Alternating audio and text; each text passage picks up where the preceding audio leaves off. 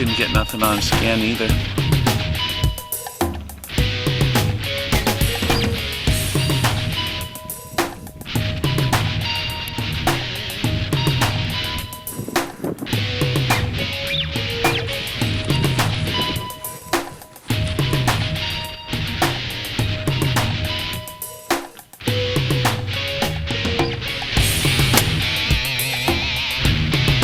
Awesome.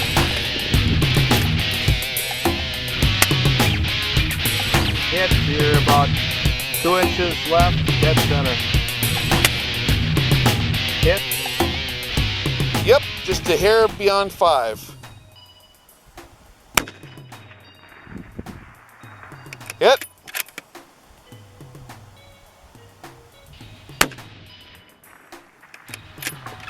Way too easy for this guy. Hit again, all right, come back to the closer one. Hit. That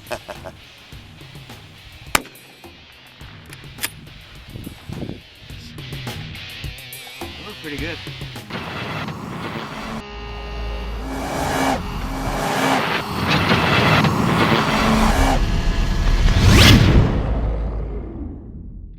So what do you think, Lou? About this Savage here? Should we be holding out on folks much longer, or should we tell them about it?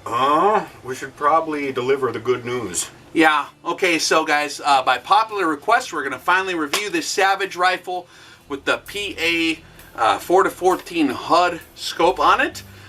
This is a video that actually was pretty popular. The first video was, I think we called it like the long-range budget rifle that makes you look stupid if you're one of like guys like me that likes to spend a lot more money and train a lot more to get good. This is a cool setup, guys. Like, if you're looking for a rifle to just get into the game and actually do pretty darn good, this is a heck of a way to go. And so we're going to deliver the second half of the review. If you missed that review, please do watch it. We'll put the link right under here someplace, and you can check it out. And also we'll have links to all this different equipment. If you're looking for the exact item I'm talking about, I sometimes am able to secure special deals like with free shipping, free mounts in association like with optics, and with the rifle we'll get you links to that and everything else. So to make a long story short, man, we started off a year ago, I think, on this rifle. Guys want reviews done quickly, but I like to take my time and make darn sure what I'm about to say is not crazy. And I'm glad I did, because I learned some things about the system that we're going to pass on to other folks. And actually, Lou is now taking possession of Excalibur here, and he's going to be running this bad boy for a while and getting used to this optical system and in this particular flat platform, because it's a little bit different than some of the classic hunting rifles and stuff with the Accu trigger and some of that stuff. It's a little bit different feel to it, so we're going to get Lou some major trigger time on it, and he can keep it. It's a great rifle. And so what we have here is the Savage Model 10. It's got the heavy fluted barrel, and it's got the 5/8 to 24 threads on the end. We were running an SDN6 suppressor on here, which is a ratcheting suppressor, which is not supposed to work all that good for precision work. I wanted to do stuff that a lot of guys are going to do to see how much crap I can get away with and see if it would still work. And it actually shot pretty good still. 10-round box magazine, kind of their own proprietary magazine design that they use, Savages. And we were shooting 175 grain Federal Gold Medal match, and I believe, what was it, Fiocchi 175 grain match ammo. Both pretty good ammo, yielded pretty darn good results. Accu trigger. This particular model has kind of the boring stock on it, okay? I wanted something cheap. I wanted to go into the gun store. I didn't want to have to break the bank. I needed a test rifle to try out a bunch of these new optics configured for the .308 caliber. And so I told the dude I want something, whatever you got, that's the cheapest rifle that's threaded on the end, that's kind of in a target configuration that shoots straight. And so this is what he told me to get for like $550 or whatever it was, and so I grabbed it. And surprisingly so, it's a good shooter, man. Like, the rifle is not super sexy, so to speak, by a lot of people's standards. It's kind of straightforward. It doesn't have a cool ninja-looking chassis on it. However, where it counts, it does have the bases covered. It has a standard 10-round magazine, which is actually kind of a nice little feature. It's a proprietary magazine done by Savage, which is a little bit of goofy of a design. It's not like an AI style system, which I think would be a little bit cooler, or if they could run maybe DPMS AR-10 magazines like some of the other designs are using, I think that'd be a little better. But the magazine does seem to work fine. The lockup, you have to kind of memorize its exact feel, because you kind of got to snap it in there properly. The button is in the front here. And so when you're locking the magazine in, it just a little bit of kinesthetic learning is required to get that in and out. But the 10-round magazine does work good. Inside here you can see that the bedding of the rifle is actually aluminum bedded, okay? So there's an aluminum pillar in here where the action interfaces with this injection molded plastic stock, okay? And so it looks like kind of an inexpensive stock from the outside to a casual observer, but on the inside where it actually counts, they are using aluminum, which makes it a lot less likely to develop harmonic issues in terms of action to stock mating, right? Which are typically some of the big problems that people experience in over-the-counter sporting rifles. And so that's a nice feature, actually. The heavy barrel, I always did kind of respect the barrels that Savage makes. They employ a button rifling, which means they pull a button through the barrel, which is a very consistent way of cutting rifling. And there's a lot of users that like that. The proof really is in the pudding. They do shoot pretty good, generally speaking. Another thing that is nice about it is they're consistent. I think that it has to do with the button-pulled rifling. From barrel to barrel, you're not going to have a huge amount of deviation. So in some rifles, like, I don't want to say which ones they are, but in some over-the-counter rifle configurations, especially target rifles, where you're more fussy with your performance accuracy-wise, or varmint rifles, different companies might have different methods to where a lot of the rifles shoot like all of them in the same hole, and then some of them like only can do 2 minutes of angle, and then some of them shoot 1-inch groups. So there's a lot more variation and inconsistency of performance. The way that Savage has developed their process for making barrels, you get actually pretty darn consistent results. It's not usually going to be super, super crazy world record type accuracy where they're all exactly in the same hole, but sometimes that does happen if you have a good day. But they're going to give you very consistent performance, usually under a minute of angle. This particular rifle that we just tested it in field conditions, like we said, with the bipod and toe support, was consistently shooting right around a half a minute. Some of the more poor groups we did with some of the less expensive ammo, like the Fiocchi 175 grain match, was like 3/4 minute of angle. Accuracy performance of this rifle actually is very consistent and very good. Typically, the groups would consist of the first shot would be slightly off, and then the rest of the shots would all be right on top of each other, almost a one whole group after that. What that is indicative of, in my experience and opinion, is there's a tiny bit of play in maybe the scope mounts or in the bedding of the action to the stock. And what we teach this in the internal ballistics portion of our seminar series, but sometimes when you take that first round shot, what a lot of people call the cold bore shot, there's a little bit of seating that has to be reacquired in terms of the rifle, and then after the recoil has seated everything on a microscopic level back to its normal place, then it kind of acts consistently. And thermally, it's also heated up as well. The engagement from the barrel to the action, all that stuff fully tightens up, and then the rifle can really shoot good. So the cold bore shot was just a tiny bit off from the rest of them, but compared to how a lot of other rifles do, it performed very well. It has the AccuTrigger, which is weird for me to get used to because I have so many multiple tens or hundreds of thousands of rounds on triggers that aren't AccuTriggers. But it's actually a smart design. I don't need to preach to the choir. I'm sure you guys know the advantages of the AccuTrigger. It's actually quite effective. One thing I did notice in the system that we did have one issue with is when you get these from the factory, when you get them over the counter, you're going to want to take off the scope base that comes with it. This was nice enough to come with the scope base, a one-piece Picatinny base, which is really a nice feature. It's aluminum, but you're going to want to take that off of there. You're going to want to back out the screws, and you're going to want to degrease the holes in the screws, and then you're going to want to Loctite that. Now, when I do my testing on over-the-counter rifles like this that people are going to use over the counter, they're going to grab the rifle, they're going to put a scope on it, they're not going to do any kind of break-in, they're just going to start laying rounds out there. That's exactly how we treated this for the review, because that's how people are going to use a rifle in this price range. They're just going to buy it, put a scope on there, and start shooting it. So that's what we did. And what we found out is, just like normal, you do want to make sure that it's not oily on the screws, because we did have the scope base come off. And it's something that we identified before it completely came off, but she got a little bit wiggly. All of a sudden, we're off by about a foot. You know, and we're like, okay, yep, something mechanical happened. Do the scope wiggle check, and sure as hell, it came, a couple of the screws came loose on here. So that's the one critique I have is, hey, Savage, when you're building your rifles, don't put so much grease. Don't lubricate the screws. Make sure it's dry when you put them in there, or Loctite it for us. That would be awesome, especially if you're going to have that scope rail on there.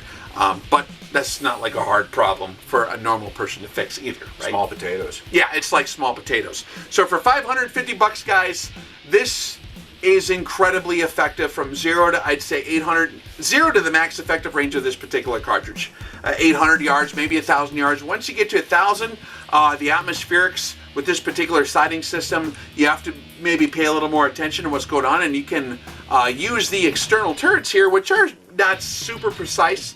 This is an Asian manufacturer scope. I believe this one is actually Chinese because it's in that $300 price range. But the turrets for a scope in this class actually work pretty well, and if you can just bump it up or down a little bit as needed to accomplish your atmospheric corrections for your ballistic drop compensation, it's not a problem.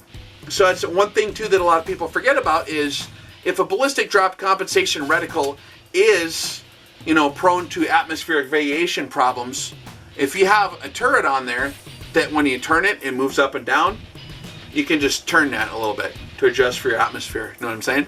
So you can have like a little chart on the side that says, okay, you know, it's like 1 inch of mercury higher than normal or whatever. So you just put a couple clicks on there. Whatever your adjustment factor is, you can use your primary functions to determine what that correction factor would be, and you're golden, man. So they can be used for very precise work as well, if you can think outside the box and practice some of that stuff. Just remember that there's many ways to skin a cat. And so overall, I was very pleased with how this rifle performed. It made it very easy to shoot out to 800 yards. And I got buddies who go out in the desert and take friends out there, and gals that have never shot a rifle in their life. And after a basic fundamentals of marksmanship lesson to where they can kind of hit, you know, at 100, he walks them all the way up to 800 after explaining the reticle on the scope, and they're like hitting steel almost every single time out to 800 yards at unknown distances, not something they practiced ahead of time with the laser rangefinder, not having to even understand ballistics. So that makes it like way too easy to be effective. Yes, it does. So if you're looking for a combat rifle to equip the entire family with, and you just want to give them the 30-minute lesson, I suppose this is a pretty good choice. Now, of course, I would suggest, you know, maximizing your training and getting your gear selection as squared away as possible. But if you don't want to screw around a lot, this is a good option.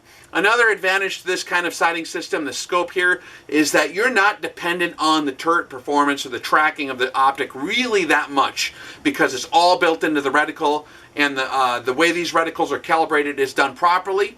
I think they did a better job than a lot of the competition in terms of the reticle design. The tracking, pretty close, no cigar, but if you memorize where it's at, you can make those minor atmospheric corrections. Anything surprise you about the rifle or the scope or the combination of the two? Yeah, I was surprised how easy it was to shoot and how fast it was. Like, normally, even at 600 yards, it's kind of a task if you got to dial it in there and figure out the range and mill it. And it's good practice, right? And really, the maximum effective range of milling a target with the classic mill dot system is really not that much beyond 1,000 yards anyways, right? And so, but there is some forgiveness in terms of atmosphere, and your danger space is not super critical inside 1,000 yards.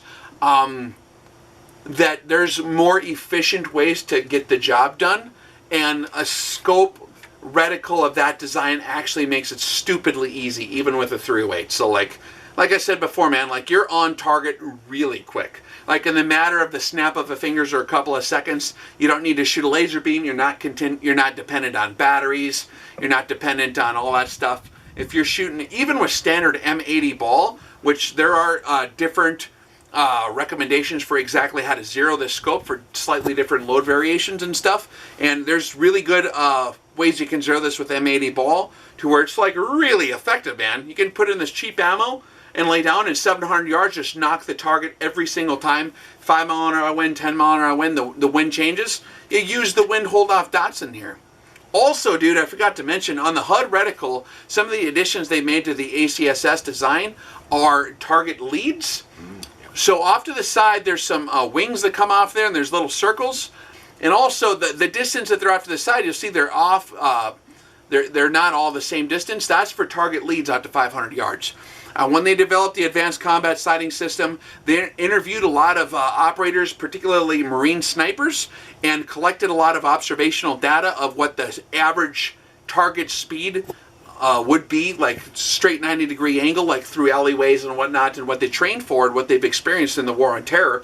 And they figured out that like a dude fully laden with all his gear and full combat loadout is going to run about 8.6 or whatever miles an hour. I forget the exact number. That's what this is calibrated for. And I know that a lot of the guys in that world who have tested this were kind of like, their eyes open up a little bit. They're like, holy crap, well, you don't have to remember the leads. You just hold off on the lead mark for the distance, and it's all like very fast. And that's one of the things where you got multiple targets like crossing an alley or something and they're only visible for a second. You're not dialing in anything. You're not going to take your eyes off the alley, look at your chart for what your lead is, and then go back, or you're not going to have time to think. All you have time to do is maybe get off a shot. And so that's pretty cool. Also, it has the lead marks off to the side, and then you'll notice the markings going off the main chevron aiming point. Kind of looks like angel's wings or something coming off there. It's a very goofy looking reticle. That's also, you can use that for target ranging as well. So you put like a crotch to head on there, and you can, a lot of times the dude, his legs ain't showing all the way because he's standing behind cover, defilade, or bushes, right? Mm-hmm. So you might not see his Nike shoes or whatever he's wearing. You might have to go crotch to head, which is a standard ranging reference that they use in that world. And so the whole design was very, very smartly conceived, in my opinion. It also has the wind dots. So you don't have to guess on your windage. You don't have to memorize windage tables. You don't need to tape windage tables to you. Hang a piece of yarn off the front of the rifle to get your windage. You have your analog 1 cent windage system. And then... I mean, there's a lot of tricks where you can skin the cat in a very cheap and simplified way. If you just gain experience with this system, it's dreadfully effective. And I actually did opt to use the Burst Extreme Tactical rings on here because you got the aluminum base, and I like to run aluminum scope rings on aluminum scope bases. That's my personal preference. I don't like to run steel just because of the differential, properties of the two metals. So aluminum on aluminum is the way I like to roll, and these Burst Extreme Tactical rings, for the money, have a huge amount of purchase. They got 3 screws per ring on each side. It's they're good rings, man, for aluminum rings. They work good on 50s and stuff that we use and stuff like that. So I guess to say what I was surprised on is like how little a person actually could know and still be incredibly effective. It's almost dangerous. It's very... how easy it is to use this thing. The design is very intuitive. It is. It's very intuitive. And like we said, I mean, you can take little kids out there, or women who ain't even into it, or dudes that have never like shot anything before. And it's fun to watch them light up because they're pulling off a task that a lot of guys would struggle with a calculator. Like just right now, like nonchalantly shooting stuff out to 800 and 1,000 yards, you know what I mean? And the more experience you gain with any system, the more effective you're going to be with that. So that's the end review for the combination of this particular rifle and optic that we started off on. We were going to use the SWFA Super Sniper on here, but on the 308, man, particularly a rifle that's semi-handy like this, it's nice to have simplicity. It's nice to be able to just like run off into the wilderness with your rifle and a bunch of ammo in your pockets. You don't have to have a Kestrel, you don't have to have your charts, you don't have to have nothing. You just use everything's right. And all the information is in the reticle. It also has mil dots hidden in there too. So if you did want to use custom firing solution or had a variance of data or had something else going on where you wanted to custom range it, you could just use the mil dots. So it's got like all the information you would need built right into it, man. So it's dreadfully simple and easy to use. And that's the way we. If you're running a 308, BDC reticles are quite effective if you zero them properly and understand how to use them. And then if you really get radically different conditions, you can just 1 or 2 clicks, and you'll mitigate most of that problem. So, yeah, man. Long story short, she's a straight shooter, huh? It is, man. Awesome. Amen, brother. Hey, you want to paint it like purple or something? We should, shouldn't we? Yeah, we could paint it like. What do you want to paint it like? Stand by for the painting video. I got lots of paint out in the garage. Let's go paint it right now.